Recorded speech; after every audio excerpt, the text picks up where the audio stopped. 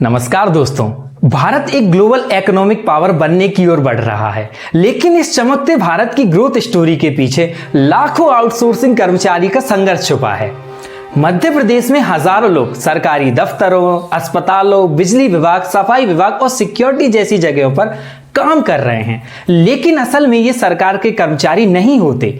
ये किसी प्राइवेट ठेकेदार या एजेंसी के तहत काम कर रहे होते हैं। इनका नाम होता है आउटसोर्सिंग कर्मचारी।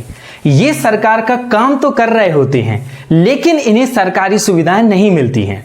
24 घंटे ड्यूटी, लेकिन कोई भी जॉब सिक्योरिटी नहीं।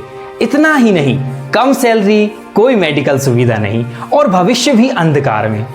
आज के इस वीडियो में हम आपको बताएंगे कि आखिर ये सिस्टम कैसे काम करता है, इसमें कर्मचारी का क्या हाल है और इसका समाधान क्या हो सकता है। आउटसोर्सिंग कर्मचारी होते कौन हैं? आपने कभी सोचा है कि सरकारी दफ्तर में बैठा डेटा एंट्री ऑपरेटर, अस्पताल का वार्ड बॉय या सफाई कर्मचारी सरकारी होते हुए भी सरकारी नहीं होते हैं? असल में ये किसी प्राइवेट एजेंसी के जरिए हायर किए जाते हैं, यानी सरकार इन्हें सीधी नौकरी नहीं देती है, बल्कि किसी ठेकेदार के जरिए काम कराती है और यहीं से इनके शोषण की कहानी शुरू होती है। मध्य प्रदेश में ही लाखों आउटसोर्सिंग कर्मचारी हैं जिनका काम सरकारी है, लेकिन हालत बेहद खराब है। कम सैलरी, कोई सुविधा नहीं। अब जरा इनकी सैलरी पर भी ध्यान दीजिए। एक सरकारी सफाई कर्मचारी को 20 से 25 हजार रुपए मिलते हैं, लेकिन आउटसोर्सिंग से हायर किए गए सफाई कर्मी को सिर्फ 8 से 10 हजार रुपए।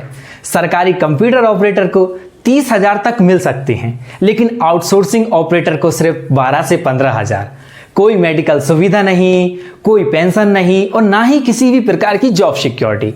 और जब सरकार चाहे इनका कॉन्ट्रैक्ट खत्म कर सकती है।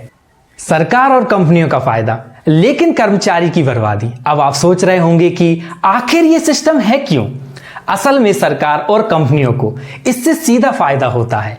सीधे कर्मचारियों को रखने से ज्यादा पेंशन, बोनस और अन्य सुविधाएं देनी पड़ती हैं, लेकिन आउटसोर्सिंग में ये सब बच जाता है।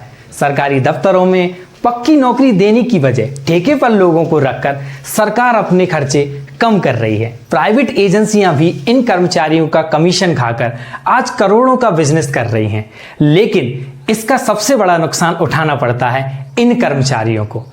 सरकार की जिम्मेदारी, लेकिन सुधार क्यों नहीं हो रहा? सरकारें चुनाव के समय बड़े बड़े वादे तो करती हैं, हम आउटसोर्सिंग कर्मचारियों को नियमित करेंगे, उनकी सैलरी बढ़ाएंगे और सभी को सरकारी सुविधाएं देंगे, लेकिन क्या ये वादे सच में पूरे हो रहे हैं? मध्य प्रदेश की सरकार ने कई बार आउटसोर्सिंग कर्मचारी के हित में घोषणाएं की हैं, लेकिन जमीनी हकीकत कुछ और ही कहती है। अब सवाल यह है कि समाधान क्या हो सकता है? न्यूनतम वेतन कानून का सही से पालन हो, ठेकेदार मनमानी ना कर सके, इसके लिए सख्त निगरानी होनी चाहिए। अगर आप चाहते हैं कि सरकार इन कर्मचारियों को उनका हक दे, तो इस वीडियो को ज्यादा से ज्यादा शेयर करें ताकि उनकी आवाज उन तक पहुंच सके जो बदलाव ला सकते हैं। आपका एक शेयर, एक लाइक, एक कमेंट किसी आउटसोर्सिंग कर्मचारी के हक की लड़ाई को मजबूत कर सकता है।